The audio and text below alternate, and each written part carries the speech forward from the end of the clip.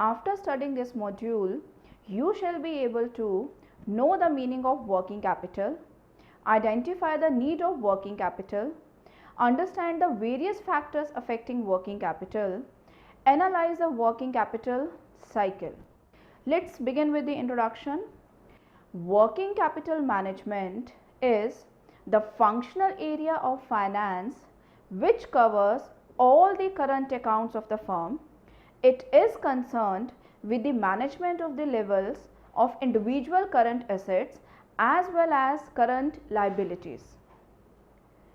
It refers to the funds invested in current assets which are essential to use fixed assets profitably. The classification of working capital may be done on the basis of components of working capital, also on the basis of the time factor. Considering components, the working capital may be of two types: gross working capital and net working capital. Now, the gross working capital refers to investment made in all the assets together. The benefit on account of trade payables are not taken into account. Net working capital, it refers to excess of total current assets over total current liabilities.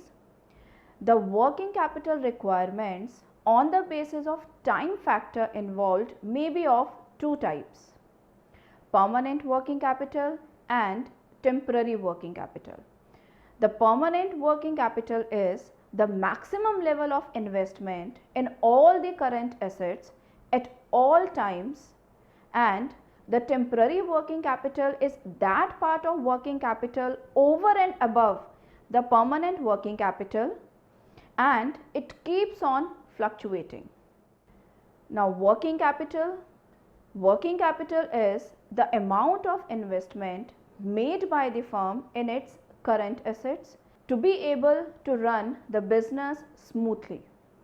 A business does not run by merely investing in large machineries purchased in big buildings. It also needs to invest in raw material which it proposes to process through its machineries. The output that produces requires time to be brought to the market to be sold, and finally the buyer also takes time in making payments. Funds are required till this entire cycle is complete, and since it is ongoing process, these funds remain invested in the business till it is a going concern. A large part of these funds have to be provided by the owner or borrowings from banks, but a small part of it also comes from the credit extended by the suppliers of raw materials or other components of current liabilities.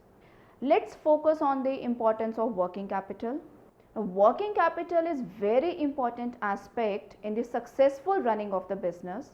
State of the art technology will not be able to produce good financial results if it is not coupled with the proper working capital management.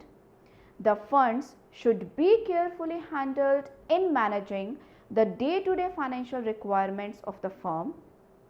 Having larger funds to provide for all kind of requirements and all kinds of emergencies is not a very good idea. A little bit of risk is also necessary in business to be profitable. A low level of working capital is not a good business proposition either, as this would mean struggling to meet the day-to-day expenses and not being able to make payments to the business creditors on time. Therefore, working capital should not be too large, as it implies idle funds or overcapitalization, which means low rate of return, nor it should be so less that companies are unable to meet its liabilities and it runs the risk of solvency. What therefore should be the optimum working capital and how it is determined is an important question which needs to be well answered. One of the ways is to calculate the current ratio, which is given by the current assets divided by current liabilities. It is a reflection of working capital management. Current ratio, which is ideally 2, and asset test ratio, which is 1, is generally considered as adequate working capital. However, it may vary from industry to industry. Now let's begin with the working capital cycle. Now the working capital cycle is also known as operating cycle. It helps in ascertaining the duration for which funds are required for various stages of the working capital cycle. It refers to the length of time between the firms paying cash for materials, etc., entering into production process, and inflow of cash from debtors. This cycle starts with cash, with which the firm buys raw material to process and to convert it into finished stock by bestowing efforts on it. As you can see on the diagram, that the working capital cycle is beginning with the cash. We are converting cash into raw materials, then to work into progress, then finished goods, and then finally into debtors. The determination of working capital cycle helps in the forecast, control, and management of working capital. Working capital cycle can be calculated in two ways. The first being a simple operating cycle and the other being a weighted operating cycle. Now let's begin with the simple operating cycle first. The simple operating cycle is when we add up the number of days it takes to complete the cycle. For example, XYZ Limited has obtained the following data concerning the average working capital cycle for company.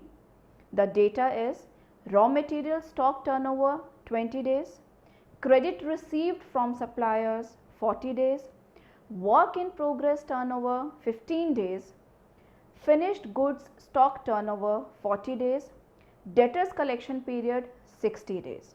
Now the total of all, and if we will deduct the credit received from the suppliers, the total comes 95 days. Thus, in this case, the working capital operating cycle is for 95 days. Now the next, weighted operating cycle. Weighted operating cycle is an extension of the concept of working capital cycle and helps in estimation of the amount of funds that are required for various stages of the cycle. Under this method, appropriate weights are attached to the duration of various stages of the operating cycle, and the weighted duration is added to arrive at the weighted operating cycle. The weights are the ratio of the funds per unit required at each stage to the selling price per unit. The weighted operating cycle multiplied by the sales per day gives the working capital requirement. A certain amount of cash required to be kept may be added to this figure. Suppose in the above illustration, the cost of raw material is rupees 5, work in progress is rupees 7.5, finished goods cost rupees 10, and the selling price is rupees 15. Then the weights given to the raw material stage would be 0.33, work in progress would be 0.5, finished goods will be 0.66, and debtors would be 1. Now, weighted operating cycle is given by D multiplied by W. It will be summation of each component of working capital. Raw material stock turnover 20 days, credit received from suppliers 40 days, work in progress turnover 15 days, finished goods stock turnover 40 days, debtor collection period 60 days. The weighted operating cycle may be calculated in the following manner: 0.33 multiplied by 20 plus 0.5 multiplied by 15 plus 0.66 multiplied by 40 plus 1 multiplied by 60 minus 0.33 multiplied by 40. The total comes 87.5 days. Let's come to the factors for working capital. The following factors should be taken into consideration while determining the requirements of working capital. Number 1, production policies. The need for working capital will vary according to the production plans. In some cases, raw material can be procured in one season and used throughout the year, whereas in other cases production cycle is limited to a part of year and raw material accumulated throughout the year. Number 2 factor, nature of the business. The shorter the manufacturing process, the lower is the requirement for working capital. If the manufacturing process is longer, the requirement of working capital will be higher. Credit policy. Number 3, where liberal credit policy is followed, higher working capital is required as large amount of funds are tied up in sundry debtors. Similarly, if a company enjoys good reputation in the market, it can get raw material on credit and will require less working capital. Number 4, inventory policy. If inventory is efficiently managed, less working capital is required. However, if inventory is not properly managed, more than required purchases are made, large amount of working capital will be required. If the raw material is available throughout the year at constant prices, inventory can be planned and less amount of working capital will be required. But if supply in the market is erratic, large inventory may have to be purchased at times, building up huge piles of inventory and thereby more working capital. Number 5, abnormal factors. Factors, for example, strikes, lockouts require more working capital. In recessionary conditions, higher amount of finished goods remain in stock. Similarly, if there is inflation in the economy, more amount of working capital will be required for maintaining the same amount of current assets. Number 6, market condition. Market conditions also play important role in determining the working capital requirement. If competition is tough, the firm will have to give liberal credit to its customers and therefore investment in debtors will cause an increase in working capital. Stock of finished goods must be ready in the stores to be able to serve the customer as and when he demands the products. The customer will not wait in competitive market and the competitors will not leave any stone unturned to snatch away the firm's loyal customers. Therefore, it becomes a necessity to provide quick services. Number 7, conditions of supply. If supply of raw material etc. is prompt and nearby, small investment in raw material will be needed. If supply is erratic, availability is for a short period only, then the firm has to keep large amount of raw material as stock, increasing the requirement of working capital. Number 8 factor, inventory policy.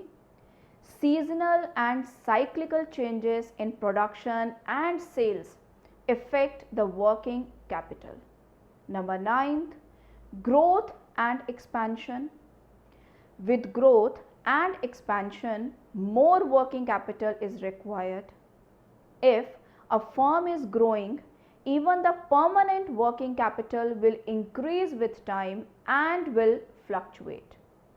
Number 10, level of taxes. With higher tax rates and requirements to pay taxes in advance, more working capital is required. If the government demands more taxes or in advance, then more funds will be blocked in running the business and higher working capital will be required. Number 11th factor, dividend policy. Dividend policies also affect working capital requirements. Number 12th, price level changes. If prices are inflationary, more and more working capital will be required. But if prices are reducing, the investment in working capital will reduce with time as prices go down. Number 13th, operating efficiency. A firm which has good operational efficiency can manage effectively with less working capital, whereas a poor management will require large working capital. Now the next topic will be working capital management, how we can manage the working capital. Now it is an attempt to decide the optimum level of the various components of working capital management in tune with the risk return profile acceptable to the management. It means number 1, determining the need for working capital. Number 2, finding the optimum level of investment in different current assets. Number 3, examining the salient points of each element of working capital. On same level of production, if working capital is more, the returns would be less, and if working capital is less, the chance of not being able to meet its short-term liabilities increases. This is assuming risk in the business. Thus, working capital management is striking a balance between risk and profitability. Working capital should neither be unnecessarily higher and neither low. High working capital indicates losing profits by not investing excess capital in other investing opportunities, and low working capital means taking the risk of not meeting business obligations and risking business reputation or goodwill. However, a surplus is not as bad as deficit. A shortfall in working capital may wipe out the firm from business. Another important aspect is to balance different components of working capital. A high current ratio does not indicate satisfactory working capital if large amount is blocked in inventory, or rather slow moving and obsolete inventory. If debtors are very high and old, it does not reflect good working capital but poor collection policy. Large amount of idle cash also does not give good returns. Let's discuss components of working capital. Working capital management also means managing each and every component of working capital. Different components of current assets require fund depending upon their respective operating cycle and the cost involved. The current liabilities provide financing depending upon the lag in the payment. The various components of working capital can broadly be classified as Current assets. Examples of current assets are cash and bank balance, inventories, inventory of raw material, inventory of work in progress, receivables, etc. Examples of current liabilities are creditors for purchases and creditors for expenses. Management of components of working capital. The above components of working capital are required to be managed separately and also collectively. Cash management. The efficient collection and payment of cash is the function of the Treasury Department. If cash is properly managed, an important portion of the working capital will be managed. Inventories management. Inventories are important current assets of the firm. They require certain investment. The funds of the organization are blocked in inventories. Therefore, losing interest on these funds becomes the opportunity cost of holding inventories. They should be so managed that neither large funds are blocked nor there is any risk of being stock out. Receivables management. The goods are not always sold on cash. They are also sold on credit. It takes some time to realize this cash from customers depending upon the credit allowed to them. Receivables include debtors and bills. Firms offer credit to a customer for a number of reasons, but the ultimate objective is to maximize the returns on investment in receivables and minimize the risk of bad debts. The financial manager should follow such policy through which cash resources of the firm can be fully utilized. Management of receivable creates a trade-off between liquidity and profitability. Thus, the ultimate objective of receivable management is to maximize the sales so as to maximize the profit. Current liabilities. The time allowed by the suppliers to make payment is current liabilities. Trade credit should be fully utilized, but at the same time cost of trade credit should also be compared. Creditors for expenses. Creditors for expenses arise when there is delay in making payments to the workers for their wages and other trade expenses that create outstanding liabilities. This benefit in lag of payments provides small but meaningful source of working capital. There are some graded illustrations. Let's begin with the illustration number 13.1. Consider the following information of XYZ Limited. There are two columns. On the first column, information, the particulars are given. In the second column, amount is there. The first is raw material inventory consumed during the year, which is rupees 6 lakhs. Average stock of raw material rupees 50,000. Work in progress inventory rupees 5 lakhs. Average stock in progress inventory rupees 30,000. Finished goods inventory rupees 8 lakhs. Average finished stock held rupees 40,000. Average collection period from debtors 45 days. Average credit period availed 30 days. Number of days in a year 360 days. You are required to calculate net operating cycle period, number of operating cycles in a year. The solution is as follows.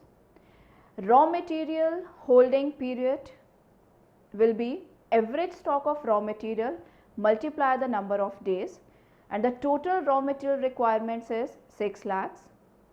Work in progress requirements total is rupees 5 lakhs and the total number of days 22. Finished goods holding period is 18 days. Average collection period from debtors is 45 days, which is given in the question itself. Gross operating cycle is 115 days, the total of all. Creditors payment period is 30. After deducting the creditor's payment period 30, we will get net operating cycle period, which is 85 days. And the number of operating cycle in a year, the total number of days in a year divided by the net operating cycle period, which is 4.24 cycles in a year. Illustration number 13.2. The following information is available in regarding operating cycle for each of the 2 years in respect of Vishnu Limited. Raw material stock turnover for year 1 it's 27 days, for year 2 24 days. Work in progress turnover year 1 20 days, year 2 25 days. Finished goods stock turnover year 1 22 days, year 2 19 days. Debtors collection period for year 1 25 days, for year 2 35 days. And the gross operating cycle comes 94 days and 103 days. Credit received from the suppliers 21 days and 19 days. So, the net operating cycle will come 73 days and 84 days. Using the above data, answer the following. Number 1, what is the percentage change in number of operating cycles? Number 2, what is the percentage change in length of operating cycle? Number 3, explain the reason for such increase. Here is the solution. Percentage change in the number of operating cycles. Here we are taking the number of days in a year 365. So, the number of operating cycle for year 1 will be 365 divided by 73, which comes 5 cycles. Similarly, number of operating cycle for year 2 will be 365 divided by 84, which comes 4.35 cycles. Percentage decrease in number of operating cycles between year 1 and year 2 will be 5 minus 4.35 multiplied by 100 divided by 5 is equals to 13%. Now, the percentage increase in length of operating cycle. Percentage increase in operating cycle will be 84 minus 73 multiplied by 100 divided by 73, which comes 15.1%. Number 3, reasons for increase in operating cycle. The reasons are work in progress conversion period has increased by 5 days, debtors taking longer period to pay, which is 10 days, creditors demanding the payments early, which is 2 days, and reduction in raw material storage period, which is 17, reduction in finished goods storage period, which is 3, and finally the net increase in operating cycle is 11 days. It is important to note that there exists inverse relationship between length and the number of operating cycle. Summary. Now, let us summarize the whole information. Working capital management is the functional area of finance which covers all the current accounts of the firm. It is concerned with management of the level of individual current assets as well as current liabilities, and therefore it is the management of total working capital. Working capital can be gross working capital and net working capital, or permanent working capital and temporary working capital. Working capital is a very important aspect in the successful running of the business. The operating cycle helps in ascertaining the duration for which funds are required for various stages of the working capital cycle. When we add up the number of days it takes to complete the cycle, it is called as simple operating cycle. When weights are considered, it becomes weighted operating cycle. The working capital is affected by various factors, for example, production policies, nature of the business, credit policy, inventory policy, abnormal factors, market conditions, conditions of supply, etc. Working capital management is striking a balance between risk and profitability. Working capital should neither be unnecessarily high and neither low. Working capital management also means managing each component of working capital.